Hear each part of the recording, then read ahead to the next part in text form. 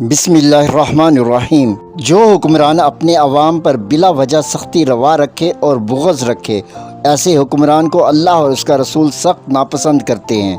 عوف بن مالک سے روایت ہے کہ رسول اکرم صلی اللہ علیہ وآلہ وسلم نے فرمایا، تمہارے حاکموں میں سے بہتر وہ ہیں جن سے تم محبت کرو اور وہ تم سے محبت کریں اور تمہارے لیے دعائے مغفرت کریں۔ تمہارے حاکموں میں سے برے حاکم وہ ہیں جن سے تم دشمنی رکھتے ہو اور وہ تم سے بغض رکھتے ہو، تم انہیں لعنت کرو اور تمہیں وہ لعنت کریں۔